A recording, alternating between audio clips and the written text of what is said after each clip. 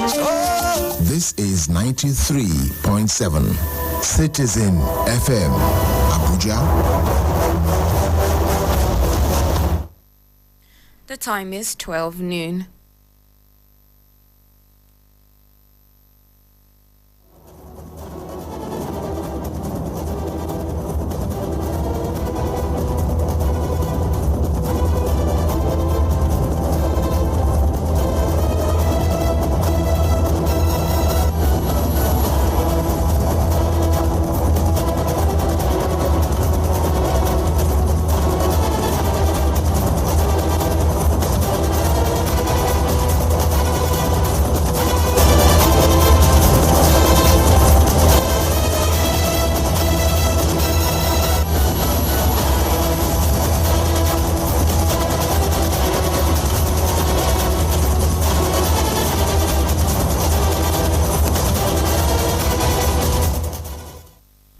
A very good afternoon and welcome to Citizen FM News at noon.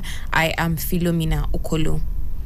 President Muhammadu Buhari has appealed to Nigerians to remain patient as his administration takes appropriate action to mitigate the hardships occasioned by the controversial Naira swap policy. The policy, described by some as hasty, was designed by the Central Bank of Nigeria to limit cash hoarding and vote buying ahead of the general elections, but that has since given rise to Naira scarcity and violent protests across the country. President Buhari made the plea on Sunday in a video recording.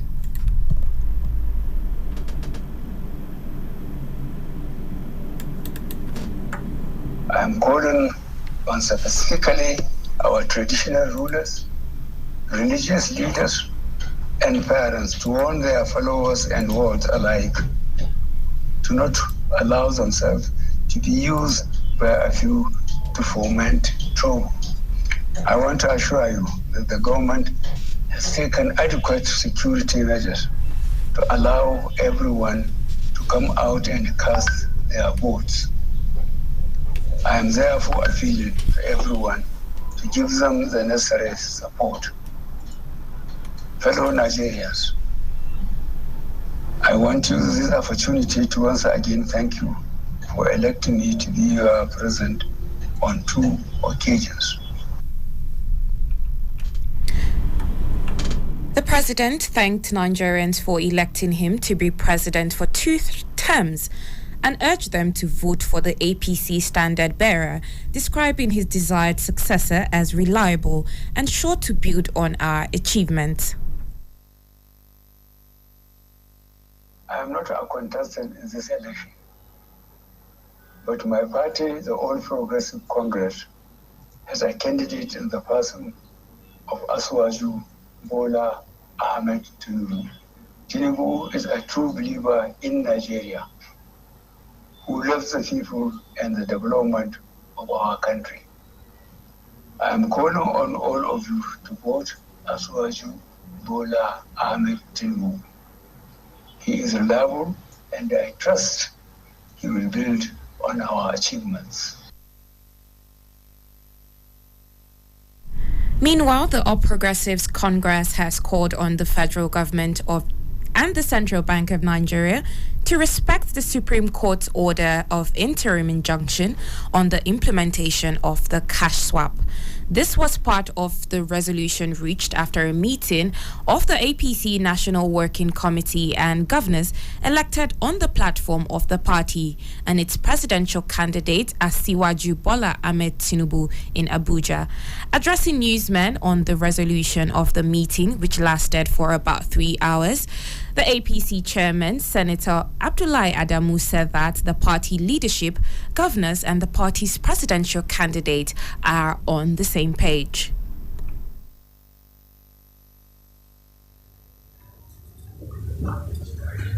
This has to do with the issue of currency redesign. We note very seriously that the program and its implementation is causing tremendous difficulties to the people of the Federal Republic of Nigeria and to the national economy.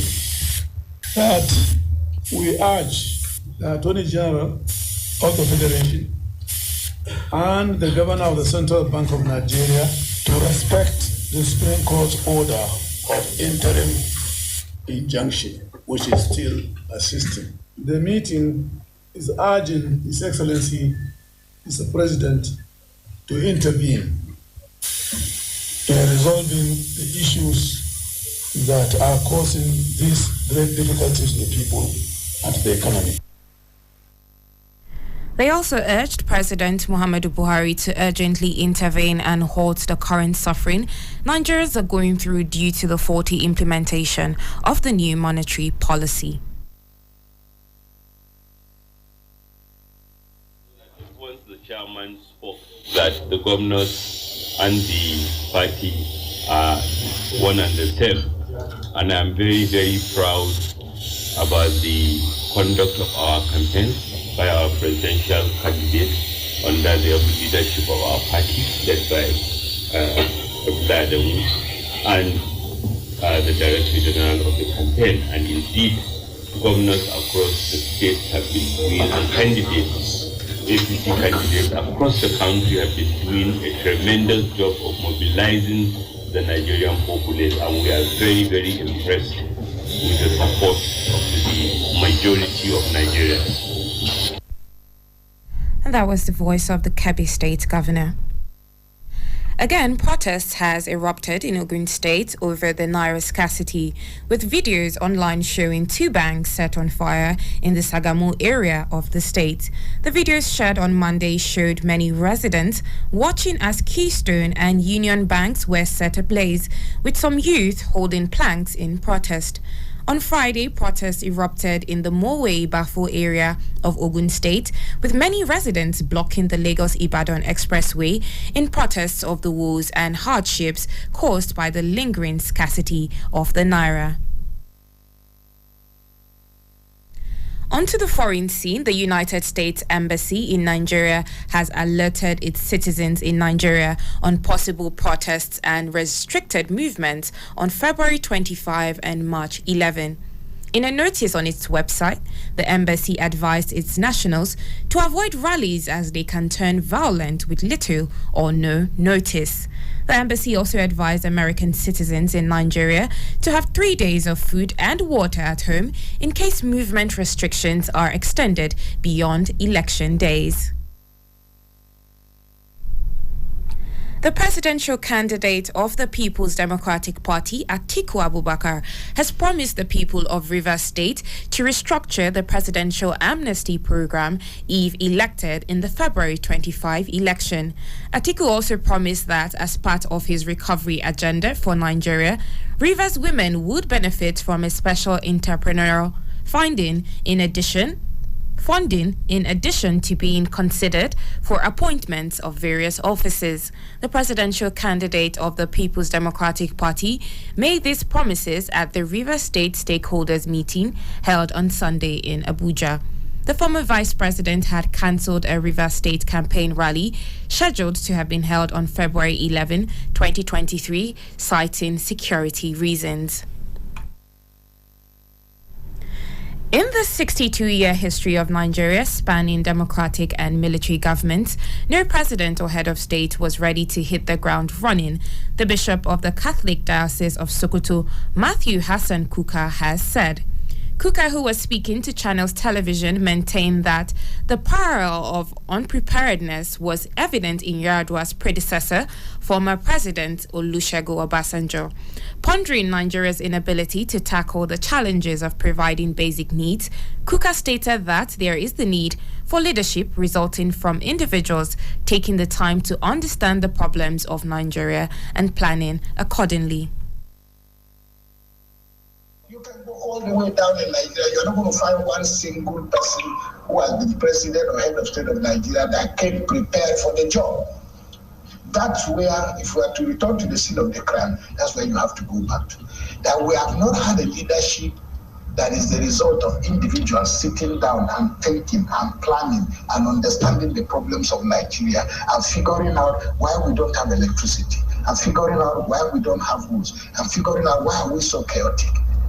That is away from the shadows of governance and politics, just thinking through whether by way of a retreat.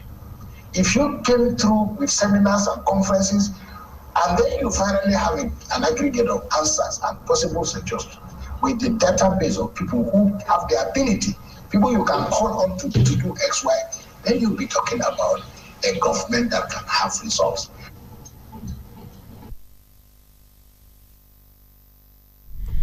And that was the voice of the Bishop of the Archdiocese of Sokoto.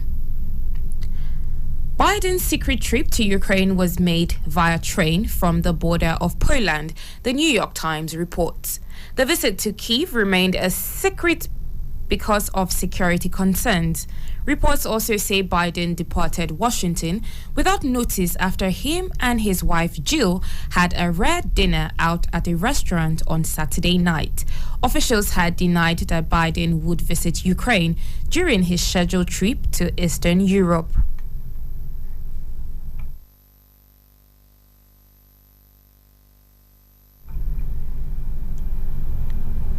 Barcelona re-established their 8-point lead at the top of La Liga thanks to a routine win over struggling Cadiz. Sergio Roberto gave Barca the lead late in the first half from a rebound after Robert Lewandowski had a header cleared off the line.